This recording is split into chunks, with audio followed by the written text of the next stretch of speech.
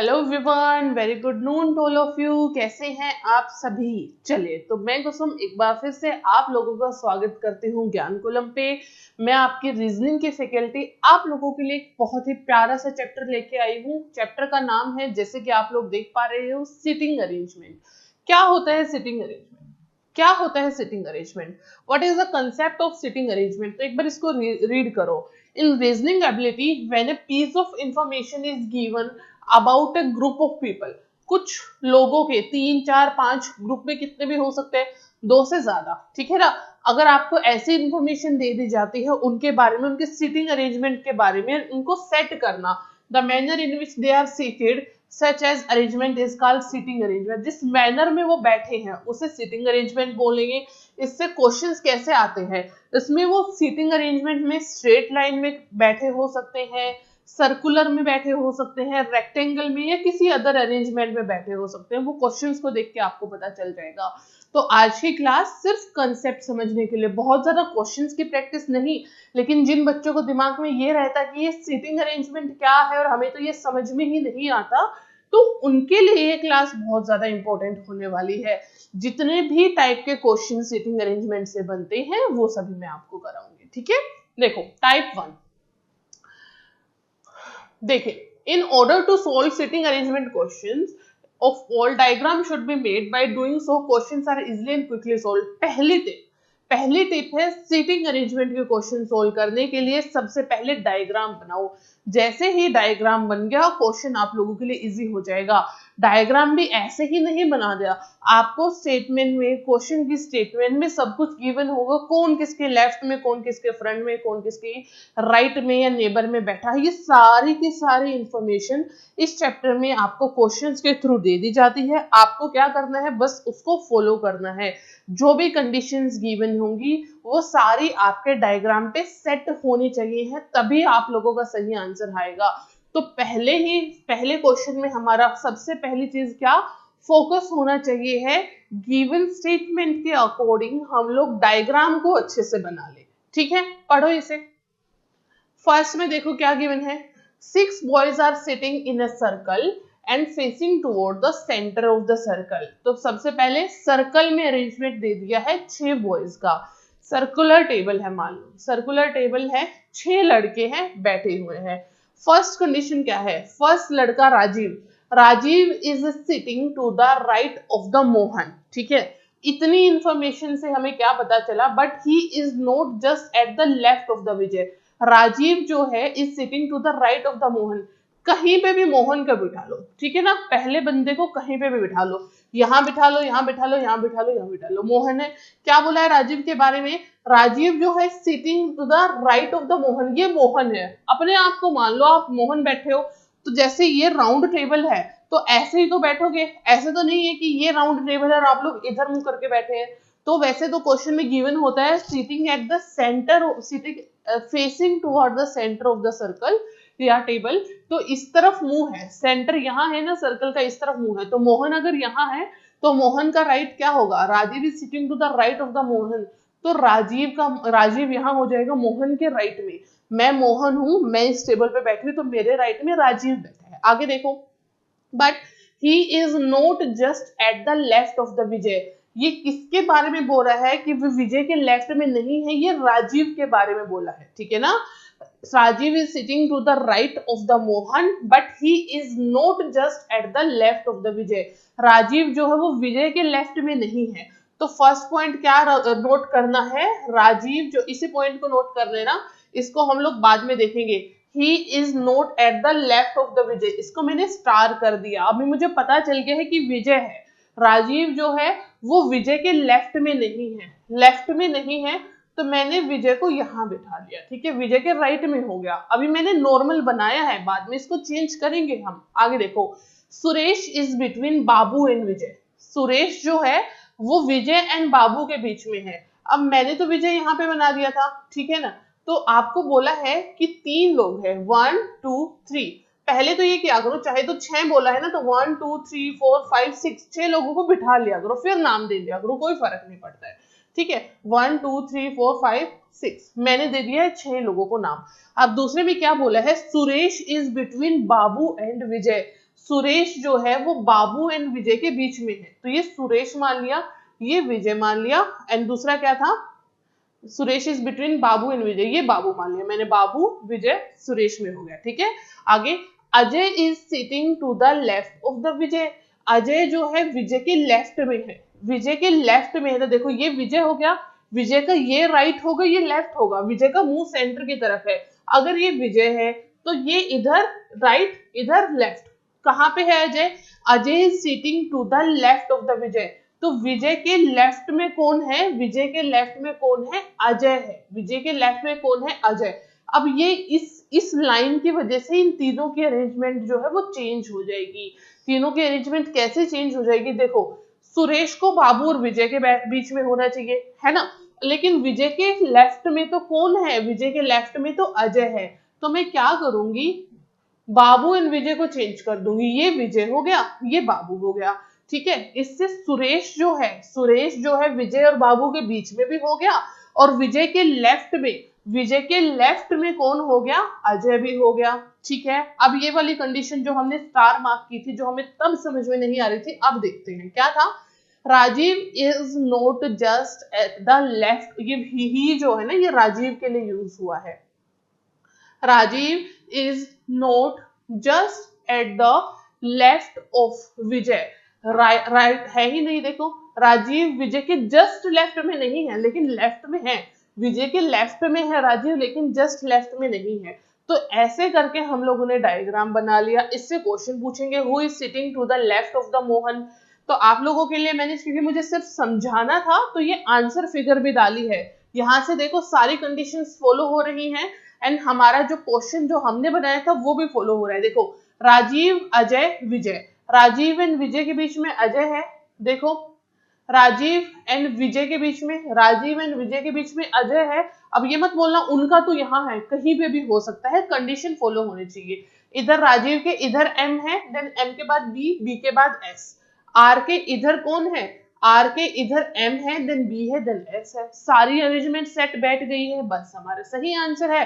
पूछा क्या था, who is sitting to the left of the Mohan, Mohan के लेफ्ट में कौन है, देखो आप अपने आप को मोहन मानो, ये आपका राइट ये आपका लेफ्ट, ये मोहन का राइट होगा ये मोहन का लेफ्ट होगा, तो कौन है मोहन के लेफ्ट में, बाबू है ना, तो Babu is sitting to the left of the Mohan. समझ गए हो, सारी जो भी कंडीशंस होंगी उनको फॉलो करके बाद ही आप लोग आंसर बताएंगे। तो ये मैंने राउंड टेबल का बताया आप लोगों की, राउंड टेबल में कैसे अरेंजमेंट होती है।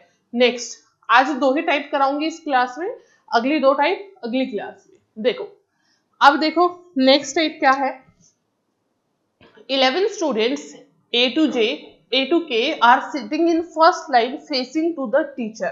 ठीक है ना, मैं टीचर हूं, मेरे सामने 11 बच्चे बैठे हुए हैं, ऑब्वियसली उनका फेस मेरी तरफ होगा, ठीक है ना, एक टीचर है, टीचर के सामने फेस करके 11 बच्चे बैठे हुए हैं, ए से लेके के तक। आगे क्या बोला है, D who is just to the left of F is to the right of C। तो इस क्वेश्चन में पहला क्या रहेगा, लाइन में बैठे हैं तो आप लोग क्या करोगे, एक टीचर बिठा लोगे, ठीक है, और 11 बच्चे 1 2 3 4 5 6 7 8 9 10 11, ठीक है, यहाँ पे बीच में बना लो टीचर को, ये हो गया टीचर। ठीक है, ये टीचर इनकी तरफ देख रहे हैं, ये इनकी तरफ देख रहे हैं, आमने सामने है, फेस टू फेस। अब सारी कंडीशंस को पढ़ो एंड सोल्व करने की कोशिश करो, नाम दो, एक एक बच्चे को नाम देना स्टार्ट कर दो। पढ़ो पहली लाइन में क्या गिवन है आप लोगों को, पहली ही लाइन में देखो क्या गिवन है, D who is just to the left of F। D क्या है, F के लेफ्ट पे है, मतलब अगर ये F है, ठीक है, बच्चे का इधर मुंह है टीचर की तरफ, तो F का लेफ्ट कौन है, D who is just to the left of F, ये F है, ये इसका राइट है, ये इसका लेफ्ट है, तो D ऐसे हो जाएगा, F के लेफ्ट पे कहीं पे भी बिठा लेंगे, लेकिन अभी हमें पता है कि F के इधर D आएगा, F के इधर D आएगा। आगे देखो, is to the right of C, do जो है, D जो है वो F के लेफ्ट में है एंड C के राइट में है, तो C के राइट में C इधर आ गया, ये C D F हो गया है, ठीक है ना, D जो है F के लेफ्ट में हो गया, C के राइट में हो गया। आगे देखो, C at second place, okay, is to the right of C at second place, right of C at the second place का मतलब क्या है, अगर ये C है ना, सी के सेकंड प्लेस पे राइट होने का मतलब एक बच्चा बीच में और है, उसके बाद डी है, ठीक है ना। तो ये तीन चीजें हम लोगों को यहाँ से पता चल गई है। अब अगला अगला पॉइंट पढ़ो। A is second to the right of E. A जो है वो ई के सेकेंड राइट में है। अगेन ई का लेफ्ट, ई का राइट, सॉरी ई का लेफ्ट, ई का राइट, एक बच्चा बीच में है, सेकेंड राइट पे ए है। सेकेंड राइट पे कौन है? ए है। A is to the right of E who is at one end. Okay okay, मैंने गलत पढ़ा। A is second to the right of E who is at the end. E बोल रहा है एंड पे है, तो किसी एक एंड पे ई को सेट कर दिया मैंने, यहाँ पे ई को सेंड कर दिया, ठीक है। अब क्या बोला है? A is second to the right of E. अब अगर मैं ई को यहाँ पे ले लूंगी, ये ई है, ये राइट, सॉरी ये लेफ्ट, ये राइट, तो ई के राइट में कैसे हो सकता है ए? अगर ई इस कॉर्नर पे है, दैट मीन्स ई इस कॉर्नर पे है, एंड ई के सेकेंड राइट पे कौन है? ए है। One first right, second right, तो ये हो गया है ए। गॉट इट ना? आगे चलो। J is the nearest neighbor of A and B and is to the left of G at third place. J के लिए क्या बोला है? Nearest neighbor of A and B. J है is the nearest neighbor of A and B. करिए एक minute आप लोग, I'll be back.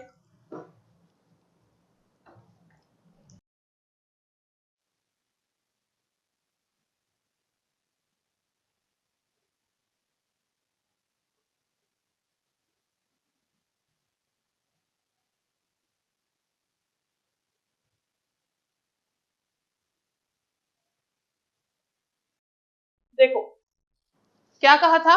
J is the nearest neighbour of A। Nearest neighbour का मतलब तो आप समझते हो, मतलब अगर मैं J के A के नियरेस्ट नेबर में या मेरे नेबर में कोई, जस्ट मैं बोलूंगी मैं A हूँ एंड B मेरे नियरेस्ट नेबर में है, तो वो इधर भी हो सकता है, इधर भी हो सकता है, लेफ्ट भी राइट भी, लेकिन हम दोनों के बीच में कोई नहीं हो सकता, ठीक है। नियरेस्ट नेबर का मतलब बीच में कोई भी नहीं है, तो यही इस लाइन से बोला गया है। J is the nearest neighbour of A and B, A and B। तो जे जो है is the nearest neighbour of A and B का मतलब क्या है? देखो ये ए होगा, ये बी होगा। अगर मैं जे को यहां बना दूंगी तो वो जे जो है वो ए का तो नियरेस्ट नेबर हो गया, लेकिन बी का तो नियरेस्ट नेबर नहीं हुआ। अगर मैं इसको यहां बना दूंगी तो वो बी का नियरेस्ट नेबर हुआ, ए का नहीं हुआ। तो आप लोग इसको बीच में बना दो, मतलब ए जे जो है अब ए का भी नियरेस्ट नेबर हो गया, बी का भी नियरेस्ट नेबर हो गया, ठीक है। तो ये ए जे मान लिया, ये मैंने बी मान लिया, ठीक है। यहां तो हो नहीं सकता क्योंकि यहाँ पे ई है। आगे देखो, H is next and to the left, आगे भी पढ़ो इसको, and is to the left of G at third place. J के लिए बोल रहा है कि J जो है is to the left of G। J जो है G के थर्ड लेफ्ट में है, यानी कि J 1 2 3 थर्ड लेफ्ट में कौन हो गया है? G के, ठीक है। J जो है वो G के थर्ड लेफ्ट में है, 1 2 3 हो गया थर्ड लेफ्ट में। आगे पढ़ो last point, H is next to D। H जो है D के बाद आता है, अब वो इधर भी हो सकता है बेटा, इधर भी हो सकता है। आगे देखो, to the left, H is next to the D to the left. H जो है D के लेफ्ट पे है, तो D कहाँ है, H का है, अभी हम लोगों ने बनाया हुआ है, अभी इसको हम ड्रॉ करेंगे बाद में, लाइक इसमें सेट करेंगे। अभी आगे पढ़ो, H is next to the D to the left, okay. तो यहाँ पे देखो जब हमने किया था तो एक वैकेंट था ना यहाँ पे, तो D के लेफ्ट में H आ गया, D के लेफ्ट में H आ गया। आगे देखो, N is at the third place to the right of I। H जो है वो I के राइट में थर्ड प्लेस पे भी है, H जो है वो I के राइट में थर्ड प्लेस पे भी है। C H D F ये चारों एक साथ हैं, कहाँ आ सकते हैं? C H D F मैंने लिख दिया है, बाद में देखेंगे ठीक है या नहीं। अब ये लास्ट कंडीशन देखो, H जो है is at the third place to the right of I। I यहां सिर्फ I बचा था, I के थर्ड राइट में है क्या H? क्या I के थर्ड राइट में है? बिल्कुल, 1 2 3 H है, मतलब कि ये भी सेट हो गया। बचा एक, कौन बचा? A हो गया, B हो गया, C हो गया, D हो गया, E हो गया, F G H I J K। तो यहाँ पे मैंने K सेट कर दिया। Who is just in the middle? इन सारे बच्चों में मिडल में कौन है? आप लोग बताइए कौन है? पहले तो अपना डायग्राम ही मैच कर लेते हैं हम लोग। देखो E K A J B I G C H D F, क्या सेम है? इधर H D F, इधर E K A, जी बिल्कुल E K A, E K A J B I G, बीच में J B I G, क्या हो रहा है? J B I G, बिल्कुल ठीक है। मतलब सारी की सारी अरेंजमेंट हमने हर पॉइंट को देखते हुए अच्छे से सेट कर ली है। अब क्वेश्चन गिवन है, बिल्कुल बीच में कौन सा बच्चा बैठा है? तो देखो, अगर 11 बच्चे हैं तो 5 इधर गए, 5 इधर गए, ये आई हुआ ना बीच में, तो सही आंसर क्या हो जाएगा आप लोगों को? I is just in the middle. कौन हो जाएगा मिडल में? आई हो जाएगा। चलिए बच्चे, आज मैंने आप लोगों को सीटिंग अरेंजमेंट के 2 टाइप बताए हैं, ठीक है? सीटिंग अरेंजमेंट के 2 टाइप इस क्लास में मैंने आप लोगों को बताए। अगली क्लास में मैं आप लोगों को नेक्स्ट 2 टाइप बताऊंगी, ठीक है? क्योंकि एक ही क्लास में इतना मैं कर दूंगी तो बहुत ज्यादा बर्डन हो जाएगा। आप लोग अब स्ट्रेट लाइन के एंड सर्कल के क्वेश्चंस की प्रैक्टिस कर सकते हो। कोई डाउट आता है तो उसको सोल्व करने की कोशिश करो या मुझे आप लोग शेयर कर सकते हो। आज के लिए इतना ही। Thank you so much. Bye bye. Take care everyone.